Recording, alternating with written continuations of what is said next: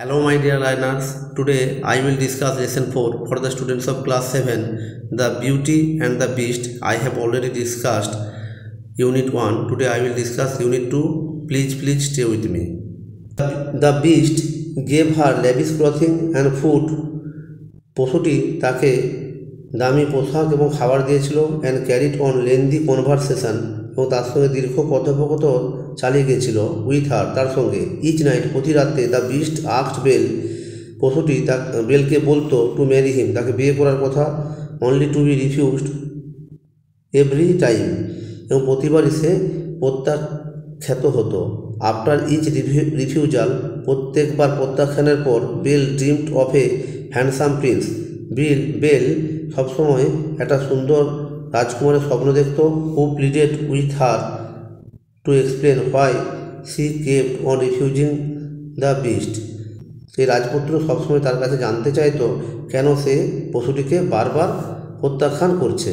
C replied each time সে প্রতিটা সময় উত্তর দিত that she could not marry the beast সে পশুকে বিয়ে করতে পারে না because she loved him only as a friend কারণ সে তাকে কেবল বন্ধুর মতো ভালোবাসে বাট কিন্তু Belle could not make the connection between the handsome prince and the beast Belle কিছুতেই বুঝতে পারে না সেই সুন্দর রাজপুত্রের সঙ্গে পশুটির কী সম্পর্ক ছিল সি ওয়াজ কনভিন্সড দ্যাট তাকে বিশ্বাস করানো হয়েছিল যে the beast was holding the prince পশুটি রাজকুমারকে ধরে রেখেছে ক্যাপটিভ বন্দি করে সামহোয়ার ইন দ্য ক্যাসেল দুর্গের কোনো একটা জায়গায় সি সার্চড ফর হিম সে তাকে খুঁজছিল and discovered many enchanted room এবং অনেকগুলো ভুতুড়ে ঘর খুঁজে পেয়েছিল but never the Prince of her dream কিন্তু তার স্বপ্নের রাজপুত্রকে সে খুঁজে পায়নি ফর সেভারাল কয়েক মাস পর Belle lived a life of luxury at the beast palace Belle কাটিয়েছিল ওই পশুর প্রাসাদে বিলাসিতাময় জীবন being waited on hand and foot by invisible servant এবং অপেক্ষা করছিল সেই অদৃশ্য চাকরের হাত পা দেখার জন্য having no end of riches to amuse her তার বিনোদনের জন্য দামি দামি জিনিসপত্রের অভাব ছিল না and endless supply of fine clothes to wear এবং সীমাহীন সরবরাহ ছিল সুন্দর কাপড় তার পরিধান করার জন্য ইভেনচুয়ালি ঘটনাক্রমে সি বিকেম হোমসিক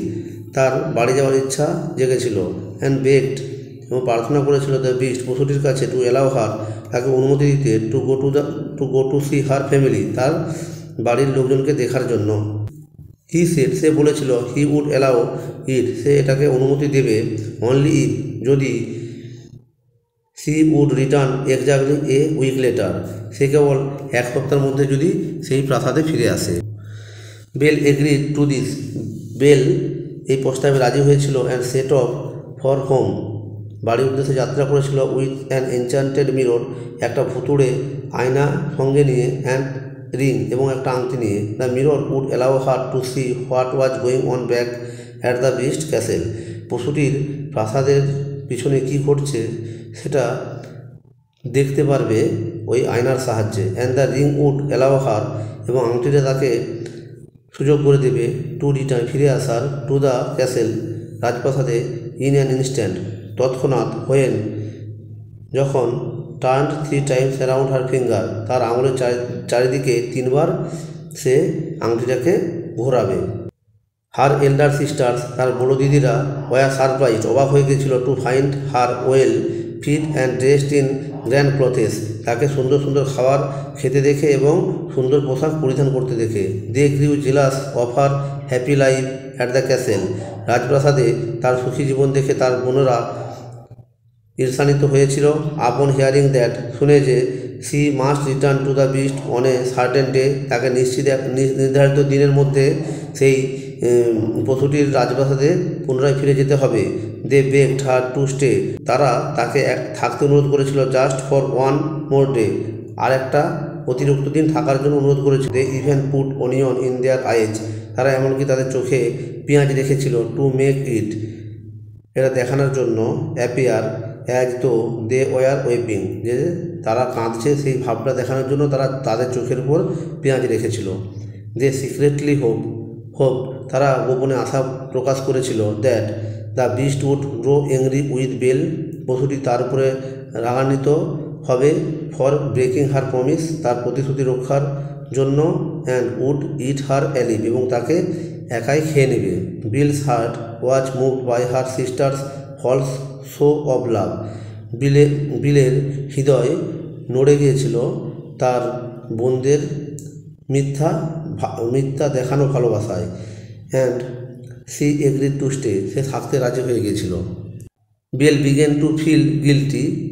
বেল দোষী অনুভব করতে শুরু করেছিল অ্যাবাউট ব্রেকিং হার প্রমিস, তার প্রতিশ্রুতি